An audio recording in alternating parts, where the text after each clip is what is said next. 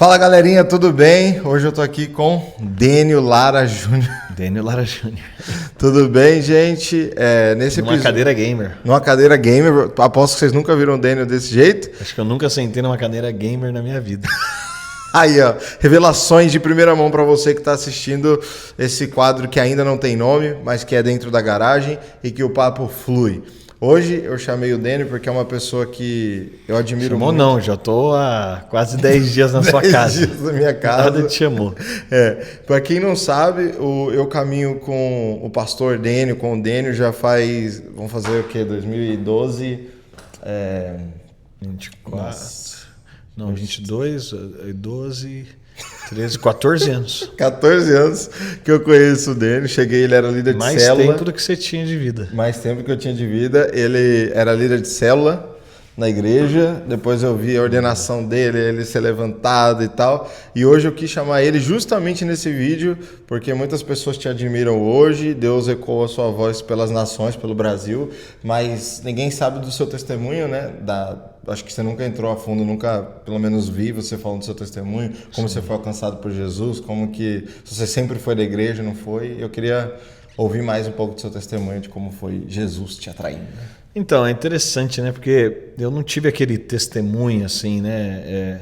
A gente estava até falando um pouco sobre a sua história, né? Sua história, Louca. Não sei também quantas pessoas sabem, mas tem muito mais complexa no contexto de vida, de criação, de história.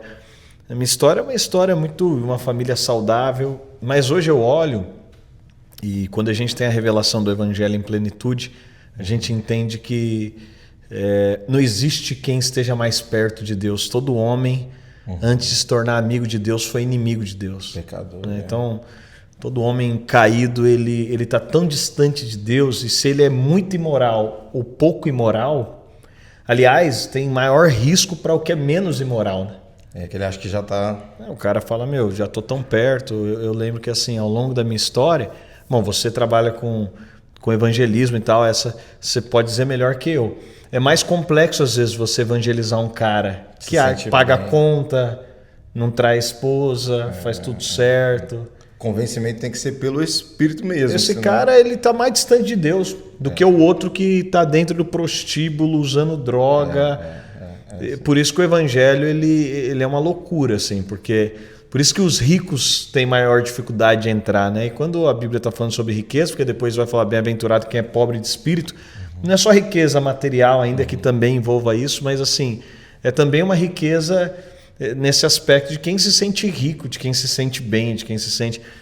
Então, quando eu olho para a minha história, eu venho de uma família cristã. Quando você imaginar, a gente completou 30 anos de Dínamos. É até interessante, porque eu medito muito nessas coisas, assim, abrindo um parênteses, né? O quanto a gente... Nossa, falou que minha camisa estava branca, que minha blusa estava branca, que eu nem mexi. Gente, se vocês verem qualquer sujeira ali, ao vivo. Relaxa, ele tem filho pequeno, assim mesmo. Os filhos vêm aqui, ó. Filho vem aqui, é isso aí.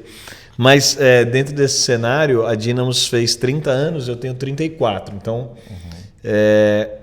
Quando eu nasci, meus pais já eram pastores, né? Então, e depois de 4 anos, então eu cresci literalmente dentro do corredor da igreja. Seu pai já era pastor da Assembleia, pastor Na verdade, meu pai foi consagrado na igreja que eles converteram, que era uma igreja pentecostal de bairro. Que legal. De comunidade mesmo, né? Que é aquela foto célebre que nós temos dele com bigode ajoelhado. Isso. Que ele fala que 10 pastores de denominações diferentes, né? Porque a conversão do meu pai foi muito radical. Quando meu pai se converte, ele vai morar dentro da casa da mulher que foi responsável por fazer o apelo, né? Uau. Na verdade, a Raimunda, que é o nome dessa mulher, ela estava dando um testemunho numa igreja, naquela época que tinha aquelas faixas, morreu e ressuscitou. Uma cadeira Acho que de não é roda nem da sua época, né? No logo, não era. É um pouco antes, assim. Eu peguei essa época ainda, sei lá. Isso era a década de 90, então eu peguei. Eu nasci em 98. Então eu peguei essa época mais pequeno, assim. Mas eu lembro muito, que era muito legal. Até as crianças adoravam, né? Tinha as histórias aí que depois algumas não se confirmaram, né? Do cara que era bruxo e fez o pacto de não sei quem. Ixi, Mas essa era uma história verídica de uma mulher que ela tinha sido desenganada com câncer O médico mandou ela para casa para morrer, um grupo de oração vai na casa dela, ora por ela e a mulher voltou. Uau. E aí meu pai volta para casa, ele é tão marcado por aquilo que ele vai atrás dessa mulher. Eu preciso descobrir o que aconteceu comigo, porque aquele dia ele aceita Jesus e não entende o que aconteceu com ele. E essa mulher falou, eu tenho, salvo engano, ela tinha 4 filhos homens da idade dele. Ela vem morar comigo, meu pai vai, a conversão dele é tão radical que ele conta, né, que teve mais de 700 conversões no primeiro ano. Que ele foi visitar todos ele abre um ponto de pregação no posto de saúde, toda aquela coisa, e ordenam ele no primeiro ano. Uau! Porque o negócio foi tão forte que ordenam. Então, meu pai, no primeiro ano, já era ordenado. Então, meu e para quem se questiona disso, é porque vocês não conhecem o pastor Dênio. Ele realmente é radical. E a vida dele foi intensa para esse lugar. Então, quando eu nasci, eu já nasci dentro desse lar cristão, num lar muito saudável, porque, apesar de, como toda família, né, filhos, vai crescendo, cada um tem uma dinâmica e toda aquela coisa. Mas uma casa muito saudável, uma casa que olha, eu não posso testemunhar nada de negativo que eu tenha visto, nada que meus pais tenham pregado no púlpito que eles não praticavam, mas praticava de verdade. Assim, mas você se lembra, eu sei que é difícil às vezes desconciliar, mas você se lembra da primeira vez que você sentiu um negócio diferente, assim, que você falou assim, até aqui foi meu pai e minha mãe me ensinando o caminho e aqui eu descobri o caminho mesmo, tipo assim, essa experiência... Então, aí que entra, né? Eu não acredito, com talvez 15 anos foi que eu tive assim um algo mais profundo. Mas não acredito que foi ali a minha conversão. Acredito que foi muito antes. Porque eu já tinha... Eu, quando criança, fui batizado com o Espírito Santo. Então, eu acho até legal. Já ouvi cara falando, se você não lembra o dia que você aceitou Jesus, então você não aceitou. Bom, então... Eu não lembro. Eu não lembro qual foi o dia, assim. Eu não levantei a mão. Aliás, assim, eu tenho até teologicamente, eu não acho que precisa desse ato. Essa oração não é... O ato pode definir. Pode ser que alguém aceitou Jesus a partir desse ato. Tem muita gente que no dia que ergueu a mão e tal. Mas tem muitas pessoas que ela foi, né, esse movimento, o Espírito pairando sobre a face das águas. Então, eu não lembro exatamente o dia, assim, mas eu cresci muito envolvido e eu penso que, assim, já tinha um temor de Deus dentro de mim. Porque na adolescência, como qualquer adolescente, ou a maioria, né? Na psicologia eu fui estudar muito o processo da adolescência, me chamou muita atenção o processo da adolescência. O aspecto do córtex pré-frontal ainda está aberto, o aspecto psicológico, né, da negação da fé dos pais, do descobrimento da sua própria personalidade. Então eu quero negar o que eu vivo, porque essa questão de visão de mundo que ela começa a ser construída e tudo mais. Eu vivi isso como qualquer adolescente. Só que eu nunca fui um adolescente que conseguiu assim viver profundamente. Então eu tive lá meus episódios de um dia beber bebida alcoólica, mas com tanto temor, com tanta coisa por detrás que eu não vivi nada intensamente. Então assim, eu não tenho testemunho dentro disso, assim, viveu e foi e fez. Mas eu no período da minha adolescência tive muitas dúvidas, porque é um aspecto da adolescência também. Hoje eu acho que todo pai deveria estudar um pouco mais a adolescência, porque é natural que você faça questionamentos na adolescência. Porque você foi instruído num lugar e você precisa, e os questionamentos são importantes. Senão você não aprofunda a sua própria fé, né? Assim, o cara questionar isso aqui mesmo. Então eu fui profundo nesses questionamentos, assim. Será que a Bíblia é a verdade? Por que a Bíblia é a verdade? E aí eu me deparei com esse questionamento, porque eu cresci numa casa completamente bíblica. Eu cresci numa casa... Meu pai tirava o seletor de canais da TV. Então a nossa TV ela não sintonizava canais normais. E aí tinha lá o Superbook que agora relançaram. Eu não sei se relançaram. No Brasil eu vi que tem agora de novo e tal. Aqui tá forte também. Então, eu cresci vendo o Superbook assim, tinha as fitas. Cara, eu cresci, tanto é que quando eu tinha, sei lá, 10 anos, ninguém sabia tanto de Bíblia na escolinha.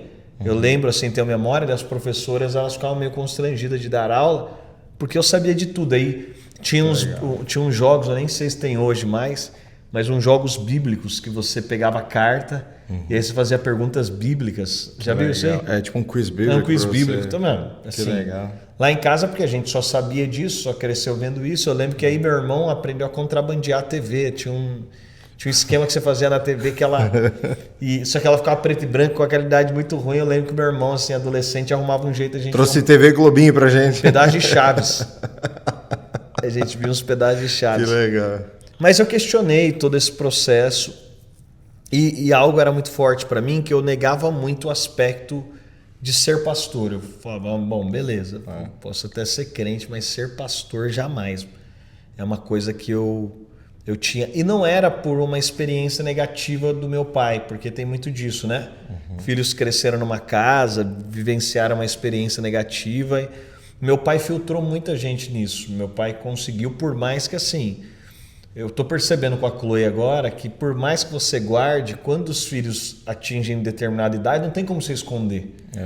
Então assim, por mais que eu guardo a minha casa, eu guardo a minha esposa. Por mais que a Bruna seja pastora, eu digo, a Bruna não precisa estar envolvida em tudo, não precisa saber de tudo. Só um PS, quando você fala guarda, você está falando guarda da luta da vida pastoral, né? Do que ela não precisa saber, do que não vai agregar, do que não vai, entende? Porque então, como assim, todo tem, o ofício pastoral tem suas... Cara, e o ofício pastoral, ele tem muita parte... Eu acho que a grande dor pastoral, agora, nesse momento assim que a psicologia entrou na minha vida, e você tem que atender pessoas como psicólogo, e eu ficava me questionando qual que seriam as diferenças que eu encontraria no momento que eu tivesse que ir para dentro do contexto do consultório e tudo mais. E uma das coisas muito marcantes é que eu ficava me questionando se o psicólogo ele se envolvia emocionalmente, porque a carga de histórias... Obviamente, quem faz terapia, quando você vai para dentro do processo terapêutico, talvez seja um dos lugares que eu conheça que você se sente mais livre. Talvez até mais do que o consultório pastoral. Eu acho que sem dúvida. O gabinete pastoral. Porque assim... você não tem vínculo, você não conhece aquela pessoa, você está falando de coisas e de pessoas que ela não conhece. Então... E também eu acho que tirar o divino da conversa, por exemplo, quando você está conversando com o pastor, querendo ou não, você tem na sua cabeça que você está confessando a Deus e que você vai frustrar Deus, não só o pastor, você tem um divino envolvido. No psicólogo, você tipo assim... é gente como a gente, eu e ela. E é outro tipo de vínculo, você está pagando, é um vínculo que assim, ele também envolve esse vínculo financeiro, estou pagando. Não tem tanta troca quanto no vínculo pastoral, então um bom psicólogo, ele tem o zero julgamento, porque ali não tem esse parâmetro divino envolvido, o aspecto teológico, espiritual. Então assim, o cara está falando e você não tem muito assim, você não está preocupado se é a pessoa do outro lado. E dentro do contexto pastoral, e aí acho que esse é o grande desafio emocional de um pastor, porque você está lidando com as mazelas de alguém, você está lidando com o contexto daquela pessoa. Então não é aquela coisa que acabou a conversa, você vai para a sua vida, eu vou para a minha. Não, de alguma forma, você está lidando com expectativas que estão vinculadas a isso, de um Salvador, de um Cristo, de alguém. Você está doando a vida por aquela pessoa, ela também está dentro da sua vida. Então assim, se alguém vai dizer que está com problema financeiro, por exemplo, dentro de um contexto de consultório, ele está com problema financeiro. No contexto pastoral, determinado nível, você vai ter que interagir com aquele problema e você vai ter que encontrar soluções, às vezes, para esse problema. Só que no final, esse camarada deixou de ser seu paciente no consultório, tá tudo bem. No contexto pastoral, esse cara saiu da sua igreja, poxa vida, foram anos de investimento na pessoa, no contexto. Então, inevitavelmente, a vida de um pastor ela não é simples por conta de todos esses contextos que carrega. A condução de uma igreja não é simples. Esse cara, como eu cresci com meu pai sendo um pastor sênior de igreja, né, eu respeito muito todos os pastores, mas não dá para dizer que um pastor sênior, um pastor auxiliar, e aqui não é quem é melhor ou pior, é quem foi vocacionado. Hoje eu acredito que um cara que é pastor sênior, ele tem algumas características específicas para ser pastor sênior, e eu acho que alguém que não tem determinadas características nem deveria ser. Porque... E parece que tem gente mesmo, assim, até a gente fazendo igreja todos esses anos, participando de igreja, tem pessoas que parece que nasceram para servir ali de um jeito que o pastor sênior é igual. A gente conhece alguns perfis de pessoas que estão ali que sem eles nada aconteceria. Eles não são pastor sênior, mas são pessoas extremamente importantes para o processo, pessoa... Como tudo na vida, né? Eu acho que nada funciona só com aquela figura. Agora, aquela figura ela tem algumas características que precisa das outras figuras, como é um corpo. Então, mas não tem como, você não tem como poupar a longo prazo e à medida da maturidade a sua família de tudo, inevitavelmente a sua família. Então, eu acho que é coerente, é sábio você evitar, você guardar, mas inevitavelmente uma situação ou outra que está acontecendo, isso acaba envolvendo. Mas não era isso que me levava a não desejar ser pastor. Era muito mais o fato de eu dizer, cara, isso aqui eu nunca encarei isso como um plano de carreira ou como uma transição, essa coisa hereditária de pai para filho. Eu sempre achei negativo esse contexto. Quando eu via, o pai é pastor, o filho tem que ser pastor, eu falei, cara, muito forçado isso.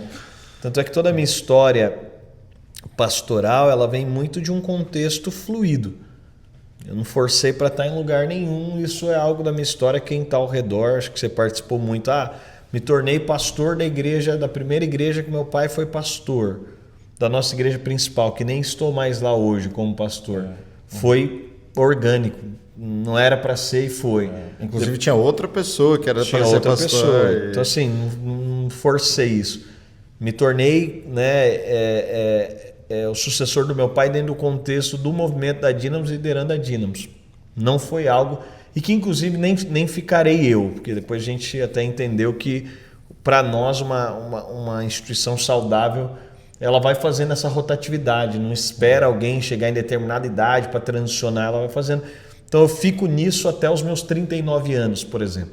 Entendi. Então eu vou sair muito jovem também de todo esse contexto e vou ter liderado no total aí 9 anos todo esse cenário. Passaram-se quase 4, tem mais 5 pela frente, vou deixar. Então, mas a minha negação ia muito na linha de tipo assim, cara, meu pai é pastor, eu vou ser pastor, nossa, não era nem por outros aspectos, era muito mais por esse aspecto. E claro, como também nunca enxerguei a igreja como um meio de ganhar a vida, de fazer a vida, hoje eu diria que o Brasil, eu vivi assim, né? Então são 34 anos dentro da igreja. Eu vivi um contexto e eu vi isso, né? Não que hoje o pastor não tenha que fazer, por exemplo, renúncias financeiras, etc. Mas hoje a igreja, ela não só tem mais condição de poder dar uma vida melhor aos pastores, eu enxergo assim, do que foi há 20 anos atrás, como ela tem uma consciência maior sobre a importância de fazê-lo. Então você tem hoje as pessoas como muito mais conscientes no aspecto de poder compreender que um pastor precisa ter uma vida minimamente digna.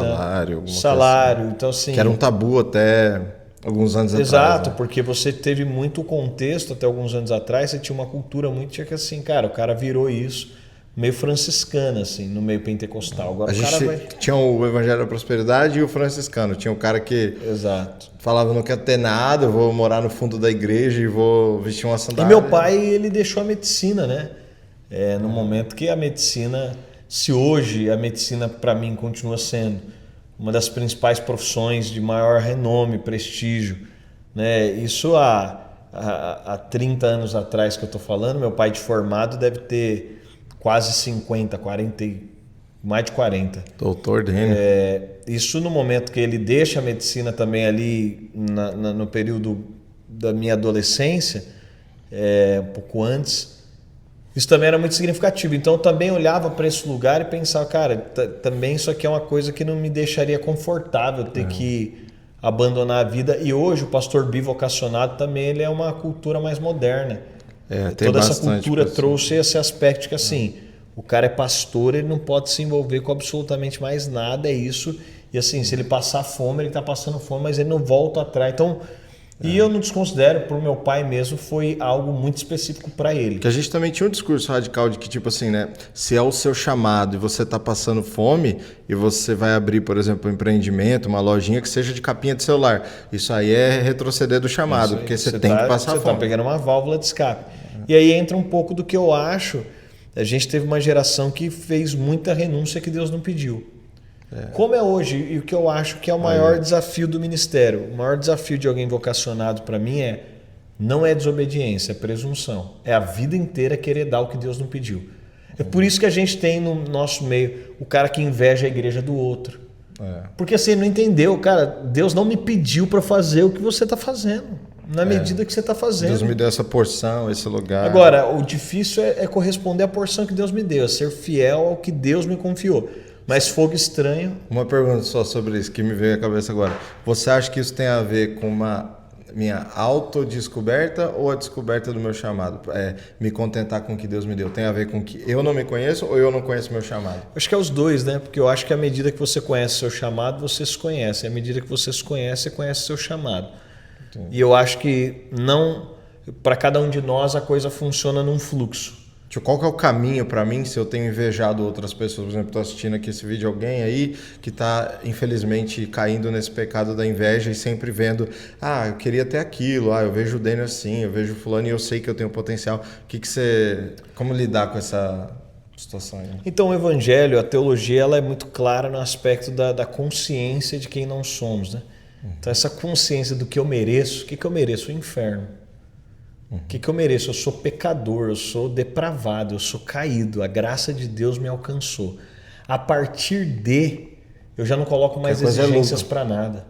Então, a partir e aí de verdade, quem tem a consciência plena do Evangelho, sabe a quem mais foi dado, mais será cobrado. Não existe... As pessoas têm muito essa visão de glória a quem mais foi dado. Quem mais foi dado, mais vai ser cobrado. Então, assim... E aí a gente vive desejando coisas que a gente não tem capacidade de responder. Então eu quero ter... E aí a gente olha, por que você vê que tem tantas quedas de gente grande, tantos tropeços, sejam teológicos, sejam morais, sejam no padrão de liderança? Por quê? Porque de alguma forma a gente tem uma tendência sempre querer a mais do que a gente tem capacidade de dar resposta. E a gente acha que todo o processo de ter mais... é tão somente bênção de Deus. Mas eu acredito que, inclusive, nesse caminho, cara, se você tiver uma ganância... Eu tenho a seguinte visão. Deus nos dá aquilo que a gente quer. Deus tende a dar aquilo que a gente quer. Então, assim, cara, você quer isso? Então tá bom, vai lá. E é um pouco do que Romanos fala. Você quer, inclusive, da sua ambição ministerial, inclusive na sua ambição... Aquilo que você vai buscar. Então, você quer... E também tem um aspecto da lei natural assim, da vida, que quanto mais você se dedica a alguma coisa, busca e vai, e você vai conquistar aquilo. Né? Mas e você vai chegar, e esse é o risco da vida. O risco da vida é que corre o risco de você terminar a vida com aquilo que você quer. Você quer poder? Corre o risco de você terminar poderoso. Você quer ser famoso? Corre o risco de você terminar com fama. Porque tem vários jeitos de conseguir o que você quer, né? Tem um jeito de você pisar em alguém, então o que você quer é muito alcançável mesmo. É isso aí. Mas quando... inclusive o que Deus falou, né? Que é o aspecto de Abraão. É o que Paulo vai depois propor. Você pode fazer no braço da carne. Só que vai produzir morte. Então você pode fazer. Você gera um filho. Tá aí, ó. Deus fez de Ismael uma grande nação. Vai construir madeira, palha e feno, você vai construir. Vai estar com esse material a sua construção. Mas na hora que o fogo passar... Agora, aí o meu aspecto pastoral, então eu nego isso até os 16 anos de idade. Que aí quando eu tenho um encontro mais profundo com a minha vocação, com quem eu sou, com o que Deus me chamou, aí a partir dali, que é quando eu tenho esse encontro, poxa, espera isso, então isso aqui não tem a ver com meu pai. Então é um primeiro momento que eu falo, isso aqui não tem a ver com a minha família, isso aqui não tem a ver com meu pai, isso aqui não tem a ver com minha mãe. Eu diria que esse é um chamado de Deus também, né? É uma segunda experiência forte, né? Porque acho que para criança que nasce na igreja, para a pessoa desvincular, né? Isso aqui é meu pai, isso aqui sou eu, achar sua própria voz, né? É bonito. E eu acho que é o grande desafio que eu digo hoje, assim, que eu oro, né, pelos meus filhos, que eu falo, nossa, cara, eles estão crescendo aqui no evangeliquez, no linguajar crente, no contexto de uma moralidade, no aspecto... então, assim, tudo isso me leva, olhando para a minha própria história, falar, cara, foi muita graça de Deus ter me encontrado. Foi muita graça de Deus, mesmo dentro de um contexto de igreja. Então é o que hoje eu olho até para o contexto, por exemplo, do nosso Ministério Kids e aquilo que a gente faz. Cara, que risco que a gente corre de ficar com as crianças aqui em cima.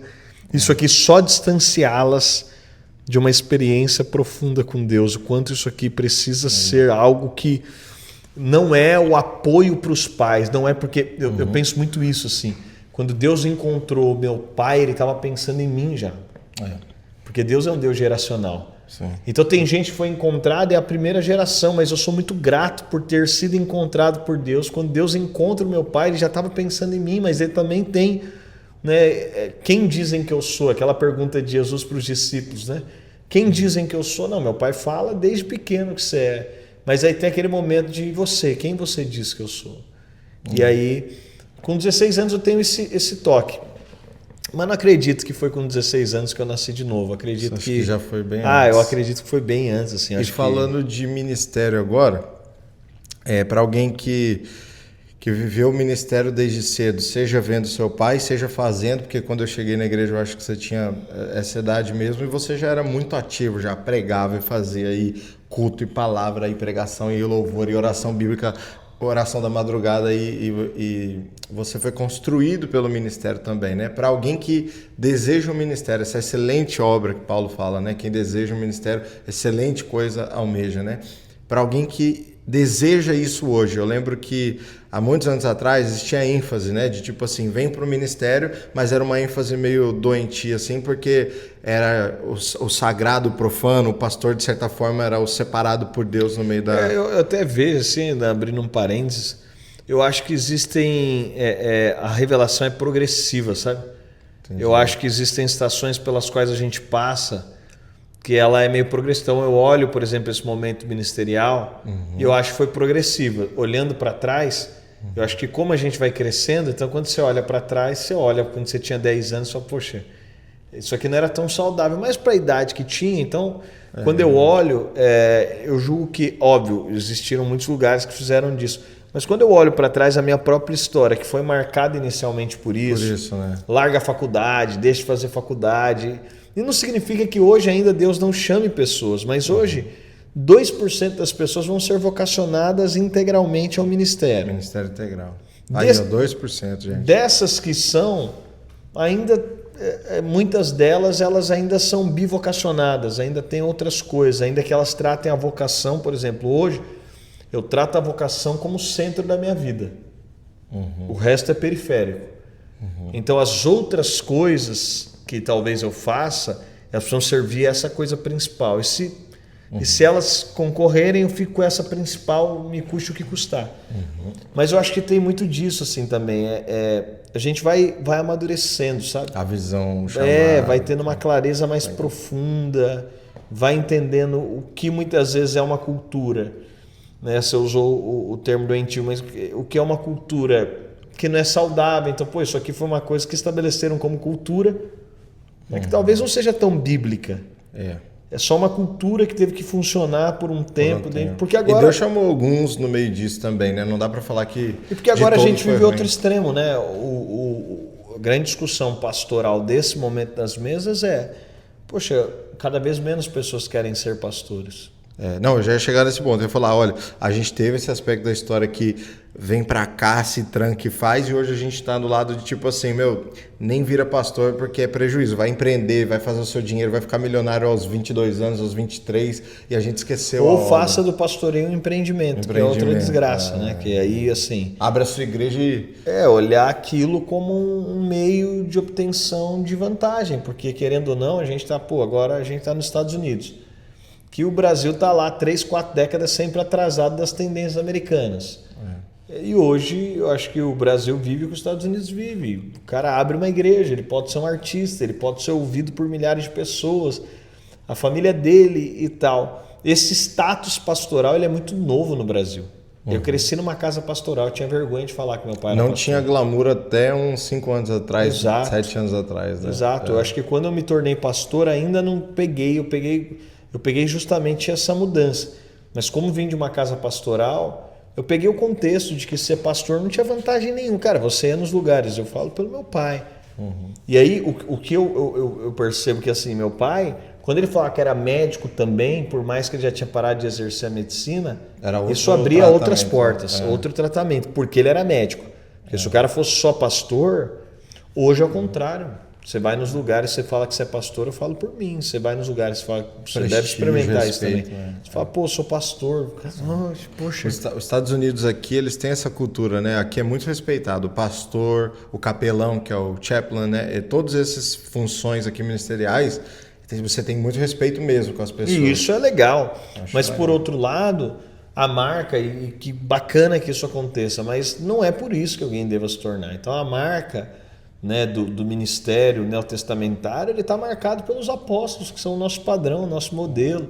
Paulo vai dizer que nós somos a escória do mundo, né? Então assim, Já e aí vai você se preparando para mas aí você vê um modus operandi pastoral que vem nessa linha, que é o pastor que está dentro do governo, mas ele está dentro do governo para falar tudo que o governo quer ouvir, e isso vai acontecer. Tem numa esfera nacional que a gente experimenta, tanto Estados Unidos quanto Brasil, daqueles caras que cercaram o governo para, né, ficar nesse vínculo esquisito, mas isso acontece nas esferas governamentais e municipais. Então o cara está lá no município, ele se relaciona dessa forma. Então, os pastores de artistas, né?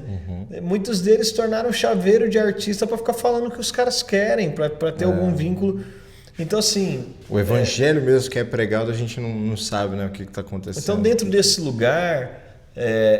eu digo que assim, a gente tem esses extremos, né, sobre uma visão pastoral para o nosso tempo, sobre o futuro. E hoje é o que me preocupa muito, porque eu sempre fui um cara que, isso é uma marca da minha história interessante, eu sempre tive amigos muito mais velhos que eu, muito mais velhos, sempre foi uma marca. Então, quando eu tinha assim 11, 12 anos, meu melhor amigo tinha 25.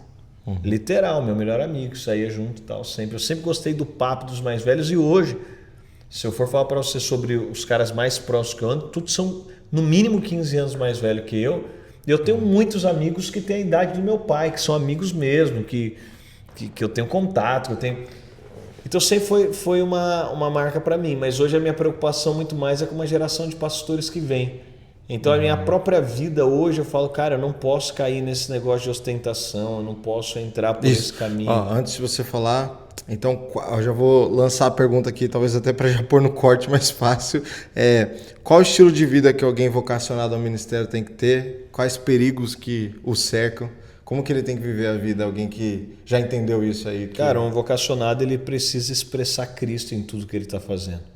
E um pastor precisa de compreender que quando Paulo está falando sobre Timóteo, para Timóteo, ele está falando sobre algumas manifestações claras que precisa ter. Então, a ostentação, o amor ao dinheiro, né, o desejo de glória, isso jamais pode estar e nem passar perto.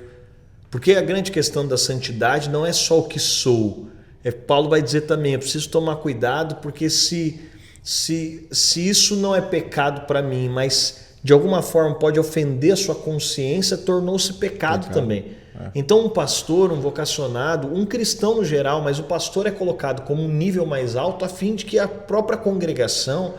E aí entra algo, né, Aidan? Nós viemos tanto de uma era de olhe para Jesus, que a gente se esqueceu que tem uma métrica básica da eclesiologia, é a vida da igreja. Você vai olhar para um pastor e ele precisa ser um modelo de Cristo do qual você possa se inspirar. Aí você olha para alguns caras, eles não são modelo de inspiração do quê? Né? Então aí você olha, cara, precisa ser modelo de piedade. Que muita gente usou esse discurso, né? Olha para Cristo para não olhar para mim. Claro. Porque com Jesus é mais fácil. É uma forma de você também se eximir. E não está errada essa expressão, mas ela nos rouba da clareza de que as pessoas precisarão olhar. Então, quando você olha para um pastor, ele não pode ser um modelo de ostentação. Então, o pastor define. Então, assim, na minha concepção, o pastor não pode usar qualquer relógio, não pode andar em qualquer carro. Não pode fazer. Esse cara precisa ser discreto. A vida dele precisa ser uma vida de modéstia, de descrição. Então, assim, ele não pode fazer o que todo mundo faz. E aí, quando um pastor perde essa métrica, qual que é o grande problema? É que uma das formas mais profundas de discipulado que existe é a vida pastoral. Por isso é tão importante, a gente está numa era das pessoas multi-igrejadas. Eu nem acho Eu acho que a gente saltou dos desigrejados para os multigrejados. Eu não quero ter compromisso com lugar nenhum. Então, ali, eu vou em várias igrejas que também não tem compromisso. Então eu vou ali, mas eu admiro aqui, sigo lá e vira essa bagunça. A internet nos permite essa bagunça, ao ponto de que também eu também não encontro vida pastoral para poder ser um espelho. Isso é incomum na Bíblia, né? A gente não tem muitos esses casos de pessoas frequentando duas regiões, que a igreja era marcada pela região, né? Tipo, a gente não vê ninguém de Coríntios indo para Eu acho que a internet potencializou, né? É incomum para o tempo. Olha, eu venho de uma era, igual eu estou dizendo, né? Apesar de ser jovem, mas eu tenho 3 décadas dentro da igreja porque é onde cresci, nasci. Você não tinha, inclusive, eu não estou falando que isso é bom ou ruim, certo ou errado, mas as pessoas passavam a vida inteira sem ter ido em nenhuma outra igreja. É muito comum Aquela isso, voz pastoral, e aí óbvio, tem os desequilíbrios e a parte negativa disso, mas tem a parte positiva no aspecto de que assim... Mas não é que deixaram de ir porque teve proibição da nossa parte ou da igreja, porque nunca vi esse discurso na vida, mas só não ia porque estava... Não ia, porque a pessoa está ali, ela construindo bem, ela feliz. nem tinha acesso ao que estava sendo dito. Então, isso hoje potencializa, por um lado, potencializa. Mas aí você vai pegar hoje também, é muito interessante para quem vive da internet. Você conhece muito o meio da internet, o marketing, como ele funciona. É legal ficar captando em cima de membresia dos outros, ensinando coisas... que não são aplicáveis at all. Exato, então assim... Inclusive tem muita gente falando para a igreja que se você for olhar a experiência da própria pessoa com a igreja local é muito delicada, né? Não existe. E hoje a internet é aquela coisa, né? Eu vejo às vezes, eu acho interessante esse negócio da internet, porque tem um aspecto muito positivo, mas fiquei feliz. Os números desse ano do Spotify que eu tive foram a rede que eu mais gosto, então fico feliz, porque ali no Spotify basicamente você é uma voz, por mais que tenha vídeo, a maioria das pessoas estão ouvindo só o áudio, muito do que eu compartilho lá é só áudio. Mas o que eu acho interessante assim, às vezes eu encontro alguém e o nível de apreço que a pessoa tem por mim, sem nunca ter tido contato comigo, me assusta às vezes. De tipo assim, nossa, Dênio e tal. Talvez porque as pessoas encontrem muita verdade, eu quero crer. O que eu creio, assim, da parte de marketing falando, que tem até o branding, o primal branding, né, que é como construir um branding primitivo, fizeram uma pesquisa com as principais instituições, tipo exército, igreja, como que elas perduram, e o que eu posso entender é que você tem um discurso muito forte e crenças muito fortes a respeito da liderança, do chamado de Deus, igual tudo o que a gente está conversando. Então, quando você tem um discurso forte, você ganha 2 tipos de pessoas de cara. Você ganha os lovers, que é quem te ama, reconhece, se identifica com o que você fala, porque eu acho que você é uma voz para a geração, e você ganha os haters, né? Você ganha quem te odeia pelo que você fala também. Sim. Então, quem não tem discurso forte, quem fica... não quer se posicionar sobre nada ou não tem nenhum ponto, não tem uma perspectiva, você sempre cria esse público assim, né? Então acho que as pessoas vendo em você, eu não sei, pode ser parte da explicação. Mas mesmo assim, eu acho que às vezes as pessoas têm uma tendência de gostar mais do que está longe. Também. Então a internet, ela acabou, a gente tem uma dificuldade de honrar o que está perto, de valorizar, de reconhecer, entra um pouco daquilo que a gente estava falando, né? A sua falta de identidade sempre está te levando a olhar o distante, a criar essas figuras imaginárias e, nossa, como seria e tal. Mas, e aí isso perde um pouco o prestígio do pastor local, mas também tira essa necessidade. Esse é o grande ponto para mim. O que as pessoas estão procurando num pastor? O que elas estão procurando numa igreja? Entende? Será que elas sabem o que é isso, né? Elas estão atrás de quê? Qual a figura? O que gera admiração? Sabe? Você está andando com alguém, porque aí entra aquela imagem, aquela questão, né? Eu sempre estou adorando aquilo que eu venero. Então por que eu quero um cara que ostenta? Porque é isso que eu amo. Que é isso que eu gosto. Cara, não entra na minha cabeça assim. Não entra assim. A nossa geração dos pastores de tênis caro, de relógio, cara, eu fico escandalizado, assim, estamos num podcast aqui, né? Eu outro dia vi, assim, um cara que ele pega algumas imagens e ele fez um vídeo, cara, de um dos pastores famosos aí, é um pastor brasileiro, eu confesso que, assim, quando terminou o vídeo, eu desejei não ter visto, porque eu fiquei... Tem um Instagram aqui dos Estados Unidos que chama Preacher Sneakers, né? Preacher Sneakers, que é os caras pegando os tênis, Louis Vuitton de, sei lá, $7 mil, $10 mil um tênis. E para os Estados Unidos isso é... A gente tá falando que um Jordan aqui custa $40. A gente fala de um tênis que custa $10 mil. Então, aí eu fico me perguntando, cara, será que esse cara era pastor mesmo que ele devia ser? Porque vem muita ideia também daquela ostentação brasileira, do jogador de futebol que... Poxa, e peraí, vamos ser sinceros, por mais que, e aí eu reconheço que grande parte desses pastores, eles não estão utilizando o recurso da igreja ali, eu digo do dízimo e da oferta, mas qualquer coisa que ele tem ao redor, muito possivelmente foi fruto disso, seja ele um vendedor de livro, seja ele o que for, foi fruto disso, do ministério, da vocação. Então assim, poxa, é que eu cresci, a minha escola é outra assim. Eu cresci num contexto, como eu estou dizendo, de um pai que perdeu tudo a vida inteira, de um pai que nunca fez questão de recurso, de dinheiro, e isso não quer dizer que você não tem uma boa vida, não quer dizer que você... E até que você ande desleixado, por exemplo, seu pai mesmo. Eu sempre vi ele com roupas novas, mas eu acho que eu entendo o que você está falando, não é aquela coisa extravagante. Que, por exemplo, é o espírito que você transfere. Então, assim... Um relógio, por exemplo, que a gente usa da Casio, né? Ele é bonito, no Brasil ele é caro, mas a gente está falando de você chegar com um Rolex. Então, mas o ponto é que existem determinadas coisas que você... E aí, igual eu tô falando, aqui vai para mim, é questão de um pastor. Eu acho que, cara, um cara que é um empresário, um artista, um cara que é bem sucedido, por mais que seja cristão, entra aquilo no mundo dele. O grande ponto de um pastor não é só se ele tem condição de usar, é se é coerente usar. Se ele destoa da comunidade. Pela figura que ele exerce. Isso aqui é coerente usar. Então não é só se tem condição de usar, é se é coerente usar. E aí hoje para mim assim, eu sou um cara meio, sabe, gente famosa, poderosa, e quando eu digo famosa aqui é o cara que se sente, para mim é muito difícil, inclusive e aqui é uma discussão, uma coisa que para mim, tá, não estou dizendo que eu estou certo, é muito difícil associar a imagem de um homem de Deus, de um cantor, de um pastor com uma imagem de um artista. E quando eu estou falando do artista aqui, é aquele cara poderoso, aquele cara que tem rider, aquele cara que assim, para tocar nele, para mim assim... A celebridade, né? Eu não consigo ver Jesus nesse lugar. E aí para mim assim, cara, para mim eu acho que o cara que vive da música gospel, cara, para mim, quando eu sinto isso assim, que o cara se tornou para mim, pô, legal, mas não porque é específico, né? Porque eu não gosto, Aidan, agora, não é nem você, mas eu particularmente, eu não gosto de enxergar o gospel como um mercado. Eu até me dá tremor quando eu ouço o mercado gospel. Eu não gosto dessa palavra, dessa expressão. Sim. Porque eu acho que... Você viu a pesquisa que fizeram? Eu acho que o mercado gospel movimenta anualmente, acho que 25 bilhões de reais. Assim, a gente está falando de um valor estrondoso, né? E quando a gente olha para a diferença realmente que está sendo feita no Brasil, na vida das pessoas, de discipulado, de igreja, de tudo isso, eu me questiono muito sobre isso. Eu não tenho todas as respostas, mas eu concordo com você nesse aspecto, porque o celebridade, o cara que quer...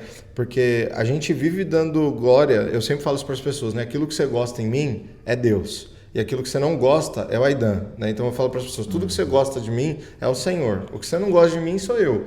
Então imagina, o artista, você está pegando literalmente a glória, porque é abstrato, ok? Mas assim, você está pegando a glória. Você pegou o seu momento único que você poderia estar jogando a glória para quem te deu a letra, para quem te deu a composição, para quem te levou, e você está falando, obrigado, tira foto aqui comigo, como se você fosse, né, alguma coisa, né? O artista cristão, ele é tipo um mordomo, né, que a gente falava bastante da teologia. Totalmente, e um mordomo com o maior desafio, porque é aquilo que volta a dizer, né, quem muito foi dado. Então, o mordomo com o maior desafio, porque você está lidando com aplauso, com reconhecimento, com recursos, e para mim não dá para fazer um comparativo com o aspecto natural de um artista de forma natural. O cara que cantou sobre a menina, promiscuidade, etc., ele realmente não está louvando a Deus, ele está louvando... É aquilo que a gente falou, você vai chegar lá, você vai ter o que você quer. E ele está construindo com a... Mas é isso, e no fim, acabou que aos 16 anos eu entendi que era isso, né? Mergulhei nisso, depois fui fazer seminário e entendi que era isso, e aí Deus acelerou todos os processos da minha vida, então foi muito precoce, casei aos 19, tive minha primeira filha aos 21. Então tudo aconteceu de forma precoce também. Eu creio que não foi nada planejado, nada, mas foi um processo de aceleração de Deus. Eu fui entendendo e respondendo dentro desse processo de aceleração, mas todo o caminho que eu tenho visto de Deus na minha vida, ele também tem sido um caminho de um passo de cada vez. Então tenho caminhado e visto Deus fazendo e as coisas acontecendo, mas também sem grandes pretensões. Eu falo que o Evangelho te livra de ficar gerando expectativa de futuro o tempo todo. Tem aquela coisa de um cara, quando eu chegar, quando eu for, quando acontecer.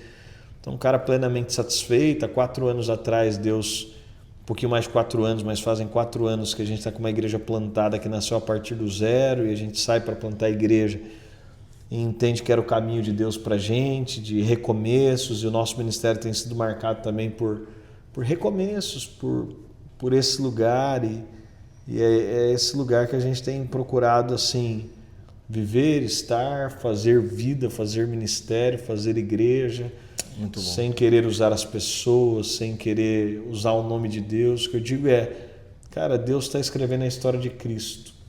A história a ser contada é de Cristo. A gente está participando de uma fração dela. Então eu só quero gastar minha vida, meu tempo, meu coração, seja lá para promover quem for, seja lá para servir quem foi, seja lá para lavar os pés de quem for. Então, por mais que eu fale muito de liderança, sem nenhuma presunção de que eu seja o líder, de que algo aconteça e seja... Aliás, quando eu até entendi que a gente deveria, e sentei com o presbitério da Dínamos, fazer o revezamento a cada 7 anos da liderança da Dínamos, é pelo prazer também de ser liderado por outros líderes. Então, eu vou ter aí pelo menos pela frente, se Deus ajudar, pelo menos aí vou ver mais, sei lá, uns 6, 7 líderes à frente da Dínamos, e eu podendo me submeter. Imagino que vão ter caras mais novos que hoje estão entrando no ministério, outros que já estão, que eu vou ter a oportunidade de estar ali, mas de compor um time, de viver o Evangelho de forma plural. Hoje eu pastorei a igreja local dessa forma, com a pluralidade do corpo, a pluralidade de levantar um presbitério, entender que a nossa voz não é única, o nosso ministério isolado é herege, é herético.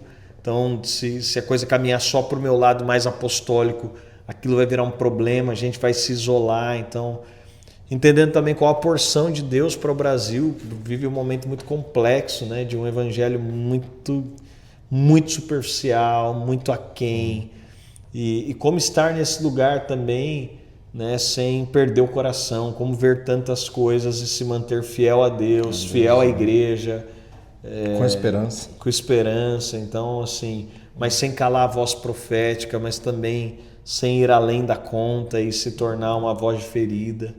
Então são os dilemas. Tentando manter o equilíbrio do chamado. Exato, né? São os dilemas. Que legal. Dani, muito obrigado. Hoje a gente vai ver o Corinthians ganhar aí. Estou preparado. Hoje é a final do Corinthians, gente. Preparados para isso. A gente está preparado. Muito obrigado por você que assistiu. Se Deus falou alguma coisa, você tem uma pergunta específica para ele ou enfim, sobre esse assunto, o Denis você já deve conhecer. Segue ele lá. Meu Instagram também está aqui embaixo. E é isso. Isso aí. Não desista da igreja. Cumpra a sua chamada. E se você não lembra do dia que Deus te encontrou, você não é salvo. Tchau. Valeu. Tchau.